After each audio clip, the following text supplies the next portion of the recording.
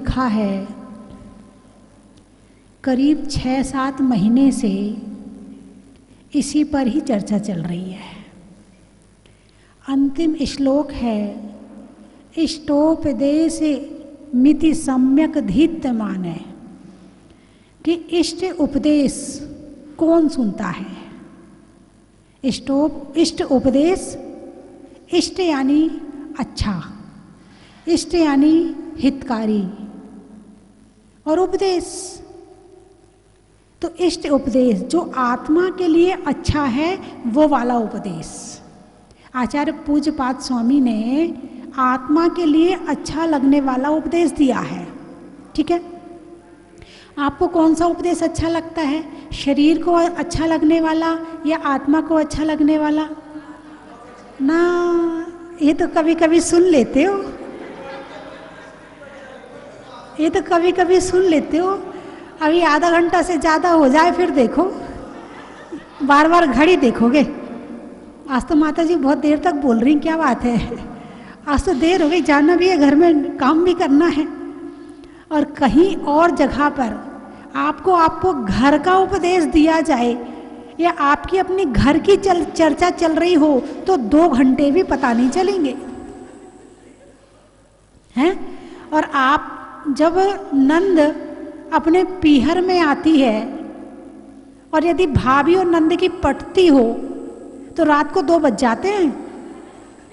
दोनों एक दूसरे को उपदेश सुनाती रहती हैं और 10 बजे बैठते हो और 2 बजे, और वो भी जबरदस्ती उठना पड़ता है। यदि सोने का कार्यक्रम नहीं होता तो वो रात भी पूरी हो जाती है। उपदेश तो दिन भर चल रहा है ना, लेकिन आपको कौन सा वाला अच्छा लग रहा है? जो आपके शरीर के लिए है। वो अपनी कथा सुनाती है, वो अपनी कथा सुनाती है।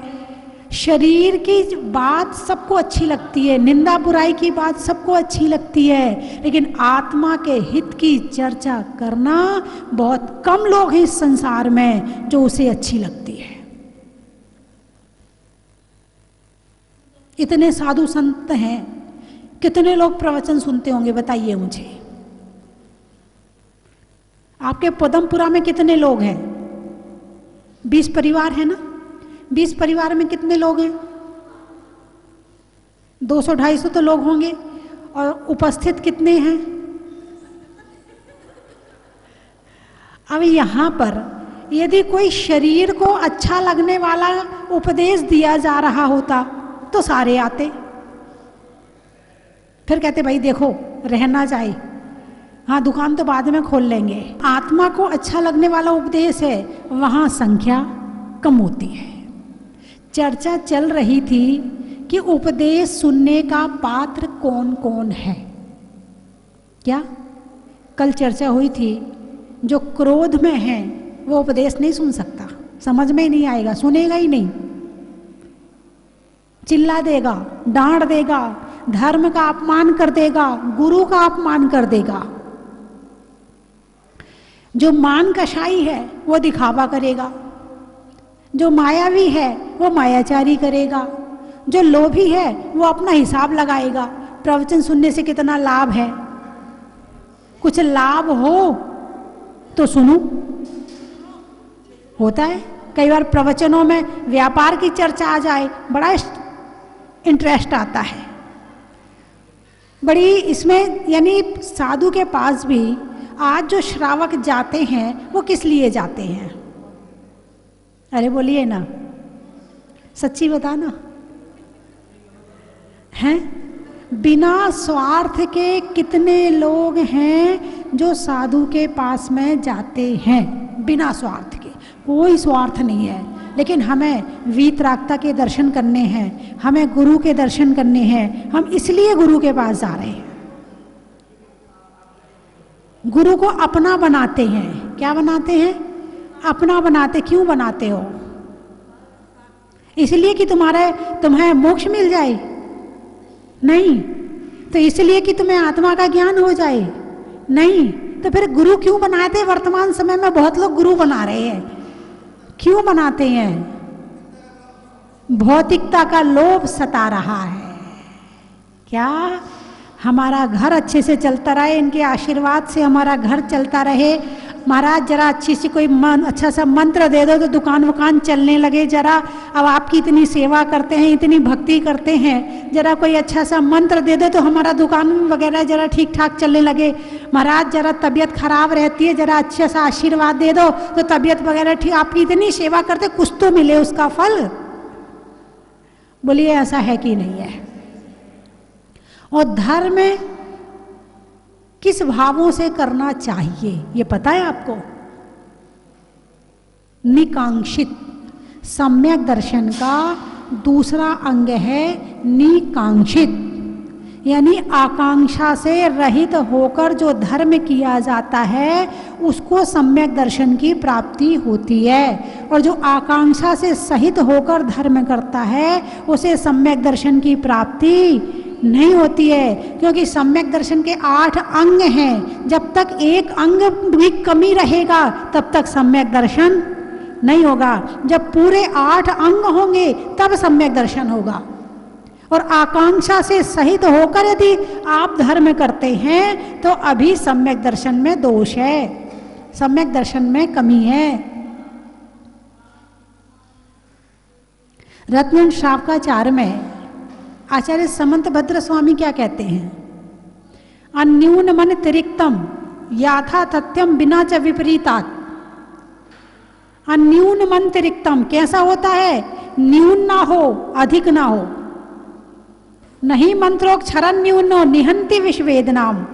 जो मंत्र है यदि उसमें एक अक्षर कम हो तो भी मंत्र असर नहीं करेगा, और एक अक्षर ज्यादा कर दिया जाए तो भी मंत्र असर नहीं करेगा।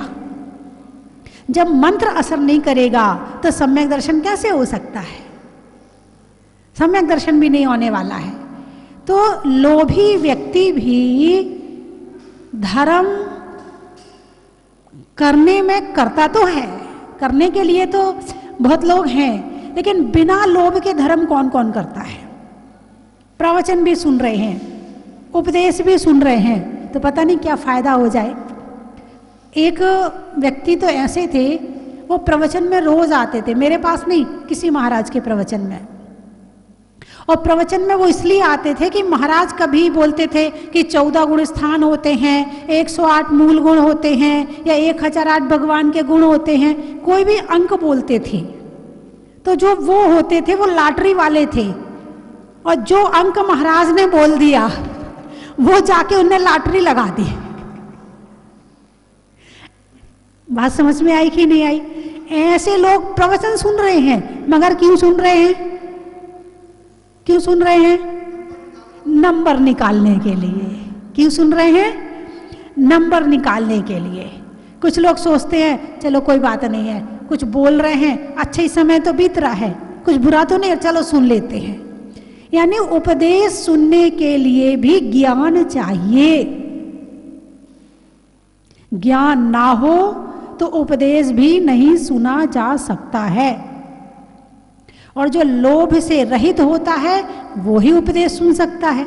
अब यहाँ मान लो आपने अपने भाई को या जीजा को या किसी को भी जबरदस्ती बिठा लिया, भाई बैठ जा, थोड़ी देर बैठ जा, प्रवचन सुन ले, फिर चले जाना, अभी दुकान खोलने में थोड़ा टाइम है। अब तुमने बिठा तो लिया उसको, लेकिन उसका दिमाग तो लगा है दुकान में, ग्राहक ना लौट जाए, ग्राहक ना लौट जाए, उसका मन लगेगा? नहीं लगेगा। किसने नहीं लगने दिया? लोभ ने। किसने नहीं लगने दिया? लोभ ने। अब केवल धन का लोभ भी नहीं होता है, लोभ भी कई तरह का होता है। आचार्य समंतभद्र स्वामी रत्न शावकाचार्य में मद बताते, मद 8 प्रकार के। तो उन 8 प्रकार की चीजों को प्राप्त करने का लोभ, ज्ञानाम पूजाम कुलम जातिम बल मृद्धिम तपो वपु अष्टावासित मानित्वम इसमय माहुर गतस्मया। खाने का लोभ, दिखने का लोभ, बोलने का लोभ, कोई मिल तो जाए बोलने के लिए ढूंढते हैं, और कोई ना मिले तो मोबाइल, कोई ना मिले तो अपनी बेटी तो परमानेंट है ही, और बिटिया क्या कर रही है? बोलिए ऐसा है कि नहीं? आप बात किए बिना रह सकते हो? आप मौन रह सकते हो? यदि मौन रह सकते हो तो आपको बोलने का लोभ नहीं है। और यदि आप मौन नहीं रह सकते हो तो आपका मन भड़बड़ाता है, किससे जाके बात कर लूं, किसको बता दूं क्या हो रहा है, आज मेरे घर में कपड़े कैसे धुले, कैसे सूखे, आज मेरे घर में खाना कैसे बना, आज टिफिन कैसे बनाया, आज झाड़ू कैसे लगाई, आज सफाई कैसे करी, आज फोन पे क्या किससे बात हुई, क्या बोल लूं, किससे बोल लूं? बोलिए ऐसा है कि नहीं है? बोलने का लोभ। किसका लोभ?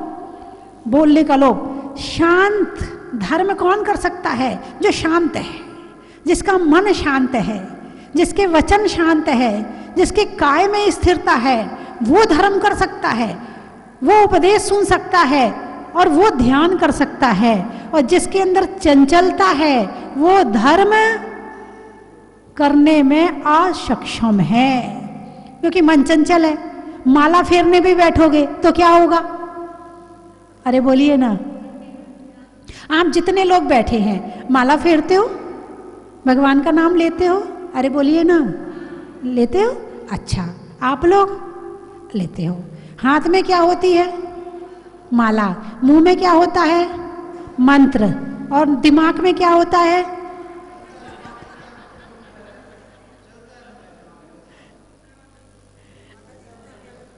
माला किससे फेरनी थी? माला मन को फिराने के लिए बैठे थे, या माला को फिराने के लिए बैठे थे, या मुंह को पढ़ने के लिए नमोकार मंत्र बैठे थे, या मन में नमोकार मंत्र पढ़ने के लिए बैठे थे? किस लिए आपने मंत्र की जाप की थी? मन को फिराने के लिए। हुआ क्या? जिसको फिराना था वो तो बाहर चला गया। भाई आप मंदिर में बैठे हो, मंदिर क्यों आए हो? मन को शुद्ध करने के लिए। मंदिर क्यों आए हो? मन को शांत करने के लिए। मंदिर क्यों आए हो? मन में भगवान को स्मरण करने के लिए। पूजा क्यों करी आपने? भगवान को याद करने के लिए, भगवान के गुणों को याद करने के लिए। इसलिए करी ना आपने पूजा, ठीक है ना? हैं? अब ये काम मंदिर में बैठ के हो रहा है कि नहीं हो रहा है? जरूरी नहीं है। कोई जंगल में बैठ करके भी याद कर सकता है और कोई मंदिर में बैठ के भी याद नहीं कर सकता है। कोई जेल में बैठ के भी ध्यान कर सकता है और कोई मंदिर में बैठ के भी नहीं कर सकता है। हो सकता है कि आप घर में बैठे हो और आप भगवान को याद कर रहे हो, आपका मन मंदिर बन गया। और आप मंदिर में बैठे हैं और घर को याद कर रहे हैं, आपका मन घर बन गया। घर कहाँ है? जहाँ मन है। घर कहाँ है? जहाँ मन है। शरीर जहाँ है वहाँ तुम नहीं हो क्या? जहाँ शरीर है जरूरी नहीं कि तुम वहाँ हो। जहाँ तुम्हारी आत्मा है वहाँ तुम हो।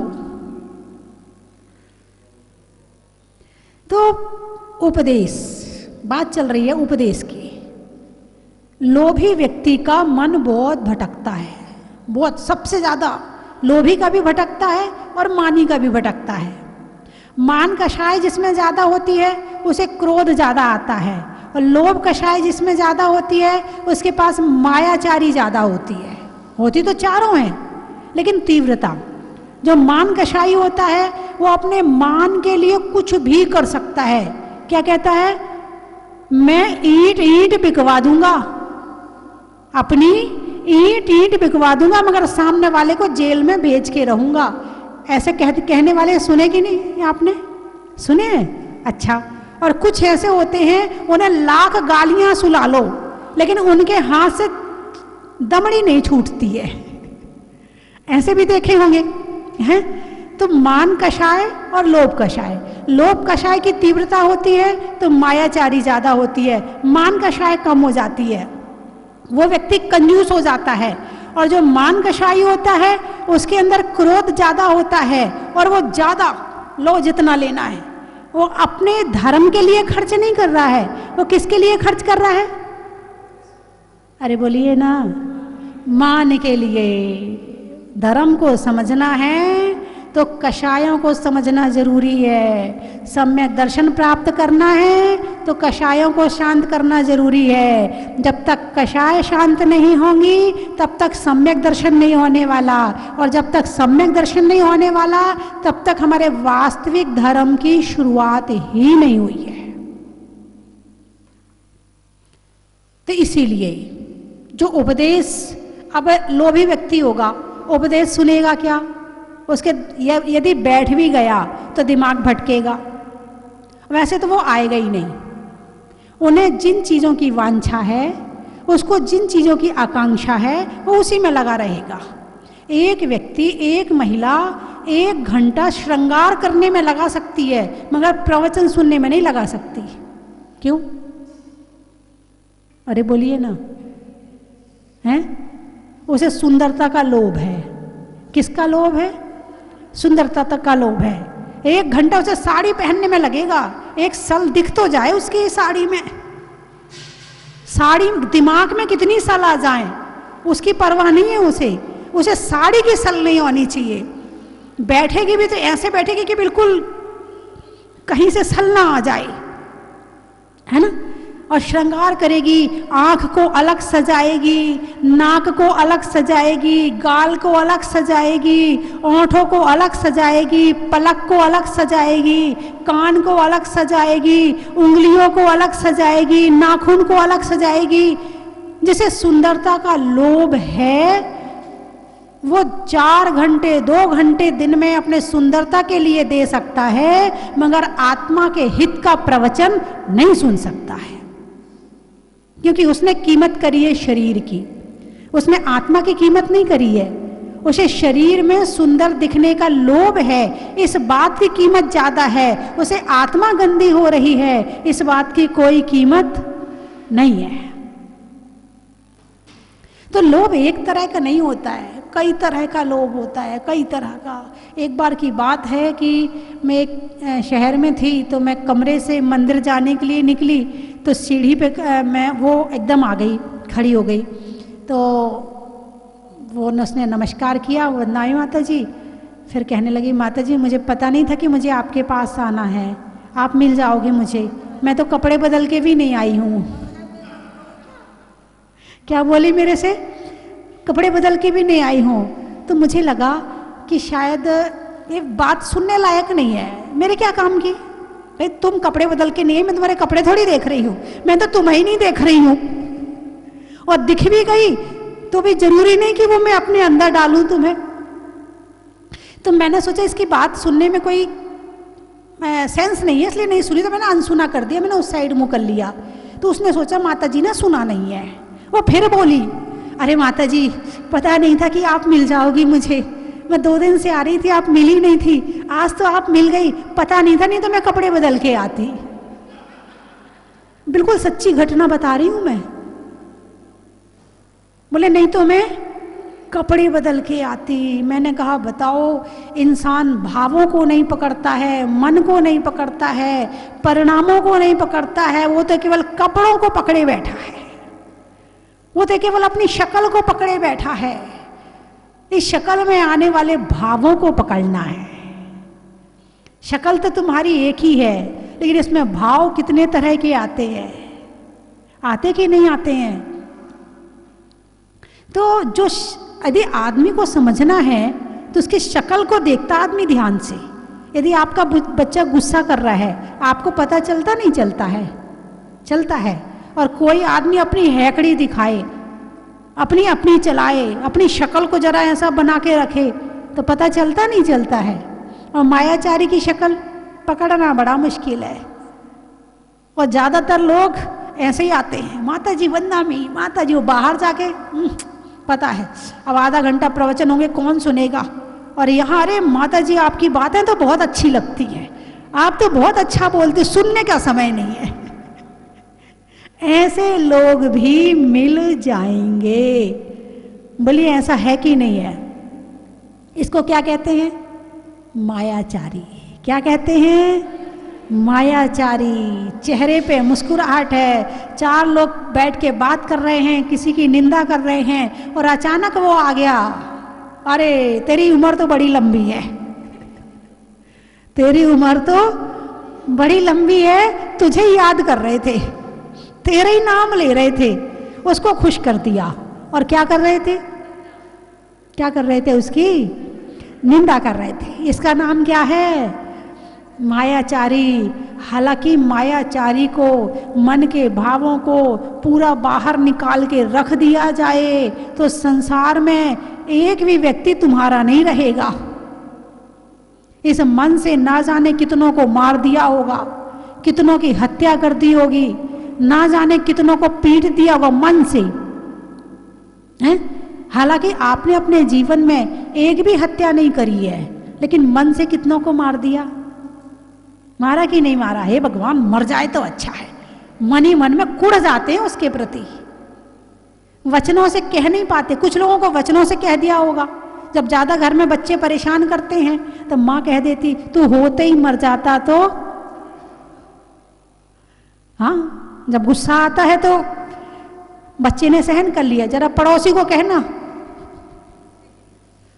पड़ोसी को कहना तू मर जाए, पता चल जाएगा। हैं? आपने वचनों से कितने लोगों को कहा मरने के लिए, आपने शरीर से कितनों को मारा, बात अलग, और मन से कितनों को मारा है। और धर्म किससे करना है? मन से ही करना है। धर्म किससे करना है? मन से। ये धर्म मन करता है क्या? ये क्रोध करता है, ये मान करता है, ये मायाचारी करता है, ये लोभ करता है, हिंसा, झूठ, चोरी, कुशील, और हाथ से रति, अरति, शोक, भय, जुगुप्सा, स्त्रीवेद, पुरुषवेद, नपुंसकवेद, इनके अलावा निकलता ही नहीं है। एक पिंजरा बना हुआ है, पिंजरा, 4 कषाय और 9 कषाय का पिंजरा बना हुआ है। 24 घंटे उसी पिंजरे में घूमता रहता है। जब बाहर निकले तो धर्म होना। यही तो चर्चा चल रही है कि जब तक कषाय हैं तब तक धर्म नहीं है, और जब धर्म आएगा तो कषाय शांत होकर बैठ जाएगी। अभी आप लोग बैठे हैं, प्रवचन सुन रहे हैं, आपको क्रोध आ रहा क्या? मान आ रहा क्या? मायाचारी, लोभ, लोभ भी नहीं आ रहा? चलो अच्छी बात है। हंसी आ रही क्या? नहीं। रति, अरति, शोक, भय, जुगुप्सा, स्त्रीवेद, पुरुषवेद, नपुंसकवेद, कोई कषाय सता रही क्या? नहीं। ये शांत बैठी हैं। जब ये शांत बैठी हैं तो आपका प्रवचन सुनने में मन लग रहा है। जब तक ये शांत नहीं होती तब तक प्रवचन सुनने में भी मन नहीं लगता है। कल भी मैंने काफी बातें बताई थी कि उपदेश कषाय शांत हो, कषाय का उपशम हो, कषाय का क्षयोपशम हो, तभी जाकर प्रवचन सुनने में मन लगता है। और नहीं तो ये तो सुनाते रहते हैं। हाँ, साधु संतों का काम क्या है? प्रवचन सुनाने का काम है। हमारे घर में तो इतने काम है, इनको क्या एक काम? इनको तो पास फुर्सत ही फुर्सत है। इनको ना घर देखना, ना गृहस्थी देखना, ना दुकान चलाना, ना बच्चे पाले, ना तो कुछ नहीं करना है। इन्हें तो अकेले प्रवचन करना है। हमारे घर में तो इतने काम, कहाँ तक प्रवचन सुने? ऐसा हो सकता है कि नहीं हो सकता? ऐसे ही होता है। और आप भी इसलिए सुन रहे हो कि यहाँ बैठे हो। इसलिए क्रोध के समय खुद को देखना सीखो कि मुझे क्रोध आ रहा है। चुप हो जा, शांत हो जा। बहुत बार होता है, एक नहीं हजारों करोड़ों लोग पछताते हैं। क्रोध आता है तो कर लेते हैं, करने के बाद पछताते, अरे क्यों बोले, अरे काय को बोले उसको, अरे नहीं बोलते तो अच्छा रहता। पछताते हो नहीं पछताते हो? तो इसका अभ्यास करो। धर्म क्या सिखाता है? क्रोध नहीं करने का अभ्यास सिखाता है, मान नहीं करने का अभ्यास सिखाता है। भगवान के दर्शन क्या सिखाते हैं? यही सिखाते हैं। मेरी बात आपकी समझ में आ गई? अरे बोलिए ना, जोर से बोलिए ना। चलो अच्छा लगा। आज से क्रोध तो नहीं करोगे? नहीं, क्रोध नहीं करने का नियम मत लो। क्रोध करते समय खुद को याद करने का नियम ले लो। जैसे सामने वाला क्रोध कर रहा है तो उसको देखो, उसे बोलो मत, और तुम भी गुस्सा मत करो। उसको क्रोध आया ना, तुम शांत रहो, और उसको देखो, इसका हाथ कैसा है, ये हाथ कैसे फटकार रहा, ये आंखें कैसे घुमा रहा, इसका मुंह कैसे चल रहा, इसके पाँव कैसे चल रहे, ये चिल्ला कैसे रहा है। तुमने उसको देखना शुरू कर दिया, ठीक है। कुछ दिनों के बाद यही स्थिति आएगी कि तुम खुद को देखना शुरू कर दोगे, और जिस दिन से क्रोध के क्षण में तुम खुद को देखना शुरू कर दोगे, उस दिन से तुम्हारा धर्म शुरू हो जाएगा। बैठे हैं, बोलो ना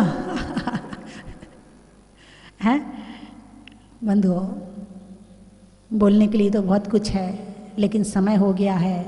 अभी हमें आचार्य श्री को भी सुनना है, आचार्य श्री की मंगलमय वाणी भी हम सुनेंगे, और कर्म के हरने का, त्याग के बरने का, और क्रोध नहीं करने का,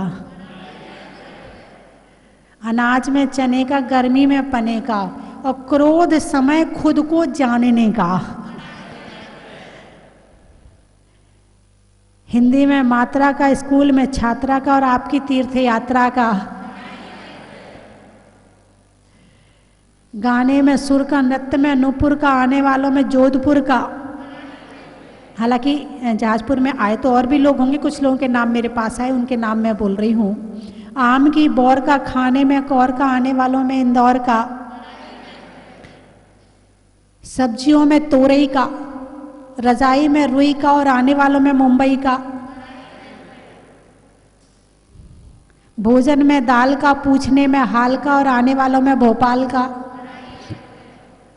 अनाज में चना का, गर्मी में पन्ना का, और आने वालों में गुना का। नहीं करने में कच कच का, पापों से बच बच का, और आने वालों में नीमच का। रिश्तों में बहू के लिए सासू का। कितने खुश हो गए, देखो सासू का नाम सुन के खुश हो गए। बहू में सासू का, और वसुदेव के पिता वासु का, और आने वालों में चाकसू का। बड़ा ही महत्व है। ट्रेन में टीटी का, घर में बेटी का, आने वालों में मेरता सिटी का। बड़ा ही महत्व है। आप लोग कहाँ कहाँ से आए हैं? तिजारा। कमजोरी में बिचारा का, देखने में नजारा का, और आने वालों में तिजारा का। बड़ा ही महत्व है। अब सारे तिजारा वाले हैं क्या? उदयपुर। रिश्तों में ससुर का, देवों में असुर का, आने वालों में उदयपुर का। बड़ा ही महत्व है। दिल्ली। त्रियंचों में बिल्ली का, डंडा में गिल्ली का, आने वालों में दिल्ली का। बड़ा ही महत्व है। आगरा। रहने के लिए धरा का, जीवन में जरा का, और आने वालों में आगरा और पदमपुरा का। बड़ा ही महत्व है। मेरठ से लोहार के यहाँ खटखट का, वृक्षों में बट का, और आने वालों में मेरठ का। बड़ा ही महत्व है। जहाजपुर होके आए क्या? जहाजपुर होके आए हैं। सलुम्बर से आए हैं। धरती के लिए अंबर का, धर्मों में दिगंबर का, और आने वालों में सलुम्बर का। बड़ा ही महत्व है। छाणी। बोलने में मीठी वाणी का, मंदिर में जिनवाणी का, और आने वालों में छाणी का। बड़ा ही महत्व है। बोलिए 24वें भगवान की। हम जब प्रतिमा जी गर्भ से प्राप्त हुई थी, उसके कुछ वर्षों बाद हम यहाँ आए थे, पर यहाँ पर कुछ भी नहीं था। और आज जो हम देख रहे हैं, इतने कम समय में इतना जो विकास हुआ है, अविश्वसनीय है। और पूज्य माता जी का आशीर्वाद से जो ये काम हुआ है, बहुत ही अच्छा लगा हमें। यहाँ की व्यवस्था भी एक नंबर है। बहुत आनंद आया आज हमें अभिषेक प्राप्त होकर के। और यहाँ की व्यवस्था बहुत लाजवाब है, इसको हम शब्दों से नहीं कह सकते हैं। चाहे कोई भी व्यवस्था हो, खाना पीना रहना, और यहाँ अभिषेक पूजा पाठ की व्यवस्था बहुत अच्छी है। यहाँ का जो स्टाफ है, यहाँ के जो हमने कल आरती भी हमको करवाई थी, वो बहुत शानदार भक्तांबर जी की आरती का हमने लाभ लिया। उसके लिए हम यहाँ कमेटी एवं सभी लोगों के हम बहुत बहुत आभारी है, बहुत बहुत धन्यवाद हम देना चाहते हैं। हम रानापुर से आए और वहाँ से हमारे जो चतुर्मास भी चल रहा है माता जी का, तो उन्होंने माता जी वंदा में बोला है, इच्छा में माता जी। यहाँ आया था उसमें पूरा जंगल था, और आज 5 वर्ष बाद वापस आया हो तो ये धरा बड़ी प्यारी और मनमोहक हो गई। बहुत बड़ा धन्य हुआ, और इस क्षेत्र का बड़ा विकास हुआ, देख के मन गदगद हो गया। यहाँ की सारी व्यवस्था, यहाँ का कार्यक्रम, यहाँ के ट्रस्टीगण वगैरह सभी ने संतुष्ट किया। बोले मुनीश्वर भगवान की जय। 17 में यहाँ आए थे जब मंदिर का निर्माण चल रहा था, और आज जब यहाँ आके देखा तो बहुत ही प्रगति एकदम फास्ट दिखी और मंदिर अद्भुत है। यहाँ आके मन अत्यंत प्रसन्न हुआ, और यहाँ के क्षेत्र की कमेटी प्रबंधक जो भी हैं सबकी तारीफ जितनी करें उतनी कम है, और अत्यंत अतिशयकारी प्रतिमा के दर्शन कर मन प्रसन्न हो गया। धन्यवाद। जय जिनेन्द्र सभी को। आज से लगभग 4 से 5 वर्ष पूर्व मैं यहाँ पहली बार आया था, लगभग भीलवाड़ा से, शिविर में से लौट के। तो मुनि सुब्रत नाथ भगवान का बड़े अतिशयकारी दृश्य जब मैंने देखा तो तबीयत गदगद हो गई थी। इसके उपरांत आज लगभग 5 से 6 वर्ष बाद में मैं यहाँ आया हूँ, तो ये विशाल एक मंदिर का रूप जांच के रूप में देखा तो तबीयत गदगद हो गई। यहाँ की आवास व्यवस्थाएं, यहाँ की कमेटी की व्यवस्थाएं, यहाँ के कर्मचारियों की व्यवस्थाएं क्षेत्र को और गतिशील बनाने में प्रगाढ़ हैं, और सभी धर्मावलंबियों को मैं ये कहना चाहता हूँ कि जो भी यहाँ आए नहीं हो वो शीघ्र से अतिशीघ्र इस क्षेत्र पर पधार कर अपने को धन्य कृतार्थ करें। जय जिनेन्द्र बंधु। सभी को परिवार सहित यह सौभाग्य मिला है कि अतिशयकारी मूल नायक भगवान मुनि सुब्रत नाथ भगवान के दर्शन, अभिषेक व शांति धारा करने का अवसर मिला। यह इतना विशाल क्षेत्र माता जी की प्रेरणा से यह यहाँ पर बना हुआ है। मैं सभी से विनती करूंगा कि एक बार यहाँ पर आकर अतिशयकारी मूल नायक श्री मुनि सुब्रत नाथ भगवान के दर्शन कर अपने जीवन के सब संकट हरें। यहाँ के दर्शन करके इतना सुख शांति मिलती है कि यह हम लोग के परिवार का सौभाग्य है। जय बोले मूल नायक श्री मुनि सुब्रत नाथ भगवान की जय। कि मैं जहाजपुर जाऊं, मैं पिछले वर्ष भी आई थी, तब भी मेरा मन किया था, और मैं अब भी यही चाहती हूँ कि मैं पिछली बार फिर वर्ष यहाँ आऊँ और अपने मम्मी जी के साथ आऊँ। और मैंने पिछली बार भी यही बात बोली थी, जहाजपुर आई पहली बार, मन को लुभाया ये दरबार, हुक से दिल में उठने लगी, प्रभु से हो गया मुझे लगाव, प्रभु से हो गया मुझे लगाव।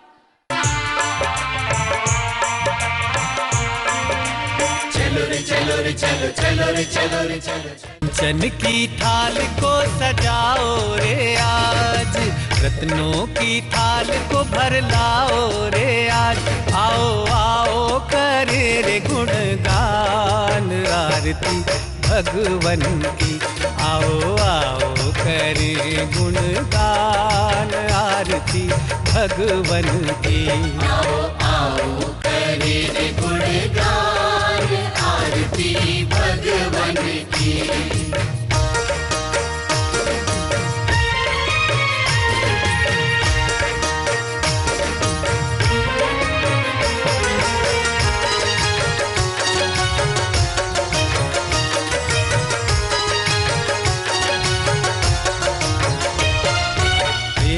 सुमित्र के राज दुलारे, माँ पद्मा जी के नैनों के तारे। पिता सुमित्र के राज दुलारे, माँ पद्मा जी के नैनों के तारे। राजगृही में जन्म लियो आप, राजगृही में जन्म लियो आप। आओ आओ मनाए खुशी आज आरती भगवन की। आओ आओ करे गुणगान आरती भगवन की। आओ आओ करे गुणगान आरती भगवन की।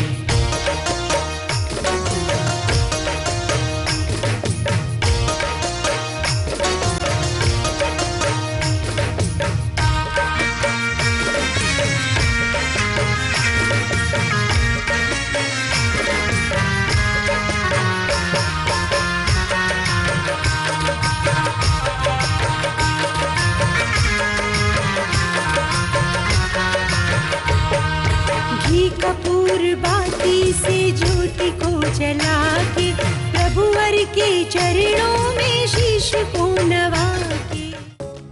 परम विदुषी लेखिका गणिनी आरिका रत्न श्री 105 स्वस्ति भूषण माता जी, जिन्होंने मात्र 20 वर्ष में 100 से भी अधिक किताबें लिखकर जैन समाज को अनूठा योगदान दिया है। बड़े बड़े विधान जैसे कल्पद्रुम महामंडल विधान, सिद्ध चक्र महामंडल विधान, इंद्रध्वज महामंडल विधान एवं विशेष जिनपद, पूजांजलि आदि महत्वपूर्ण साहित्य बहुत ही सरस, सरल व सुबोध